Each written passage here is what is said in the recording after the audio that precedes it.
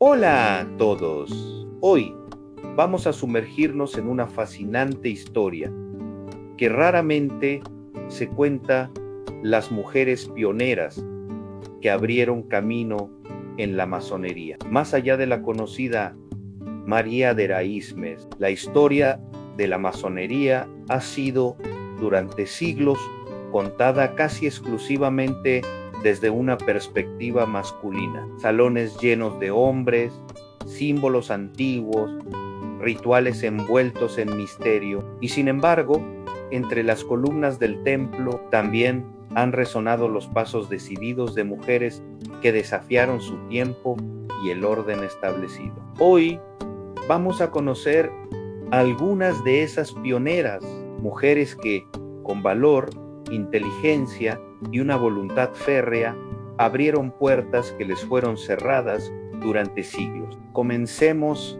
este viaje. Elizabeth Aldworth, la dama masón del siglo XVIII. Nuestra travesía comienza en el siglo XVIII, en Irlanda, donde encontramos a una figura envuelta en leyenda y valentía, Elizabeth Aldworth, también conocida como la dama masón. Se dice que en algún momento entre 1710 y 1725, Elizabeth, hija del primer vizconde de Doneiraile, entró por accidente en una logia masónica mientras se realizaban trabajos rituales. La versión más extendida afirma que, al descubrir su presencia, los hermanos decidieron iniciarla como miembro, probablemente para mantener el secreto de lo que había presenciado. Lo extraordinario es que a partir de ese momento, Elizabeth no fue solo una iniciada pasiva.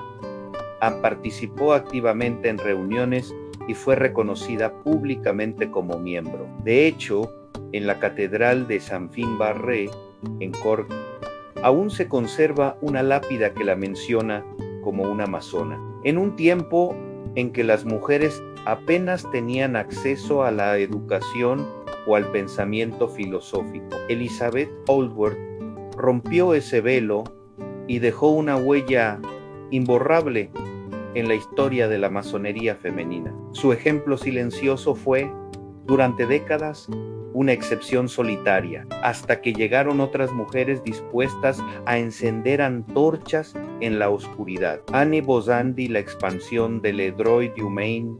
Damos un salto hasta el siglo XIX y nos trasladamos a Inglaterra. Allí aparece otra figura crucial, Annie Besant. Annie no fue solo masona, fue teósofa, activista, feminista, escritora y líder espiritual. En 1902 fue iniciada en la Orden Masónica Mixta Internacional Le Droit Humain en París. Esta orden, fundada en 1893 por María de Raísmes y Georgias Martin, defendía la igualdad absoluta entre hombres y mujeres dentro de la masonería. Besant, convencida de la profundidad simbólica y filosófica de esta propuesta, se convirtió rápidamente en una de sus grandes embajadoras. No tardó en fundar la primera logia de Le Droit Humain en Londres y desde allí expandió la orden a otros países en India, Australia, Estados Unidos, Sudáfrica. Pero Annie Besant no solo difundió la masonería mixta, reformuló los rituales, adaptó el simbolismo para hacerlo más universal e integró el pensamiento teosófico, permitiendo una fusión entre lo espiritual, lo esotérico y lo social. Para ella, la masonería debía ser un puente hacia una humanidad más justa, más consciente y sobre todo más inclusiva. Sin Annie Besant, probablemente hoy la masonería mixta no tendría la proyección internacional que ha alcanzado. Fundadoras de grandes logias femeninas nacionales. Ahora viajamos por diferentes latitudes para encontrar a aquellas mujeres que, sin esperar permiso, fundaron sus propias estructuras masónicas. En Francia, tras la muerte de María de Raísmes, las logias femeninas y mixtas comenzaron a consolidarse, pero también surgió un impulso distinto la masonería femenina estricta, creada por y para mujeres. A partir de allí, nacerían logias como la Gran Logia Femenina de Francia, GLFF,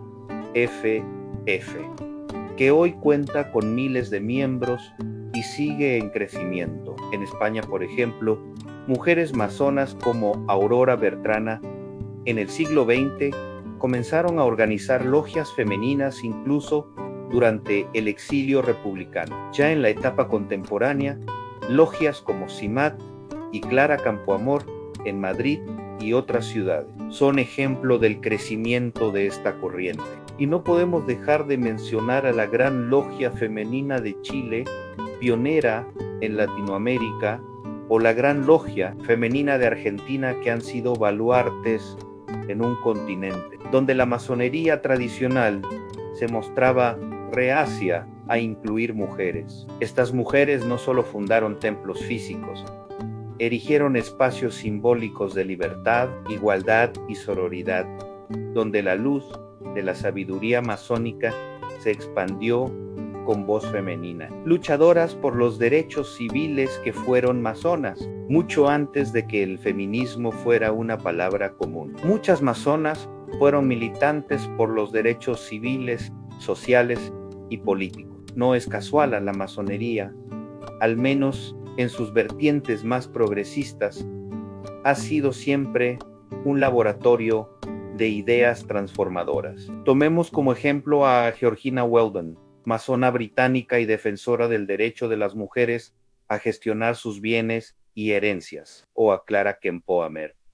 Si bien su filiación masónica no está totalmente confirmada, fue una figura frecuentadora de círculos filosóficos y librepensadores que compartían muchos valores con la masonería, y su lucha por el voto femenino en España marcó una época. O pensemos en Adelina Patti, gran soprano del siglo XIX, que formó parte de la masonería en Italia en una época en que las mujeres en las artes eran vistas más como adorno que como intelectuales.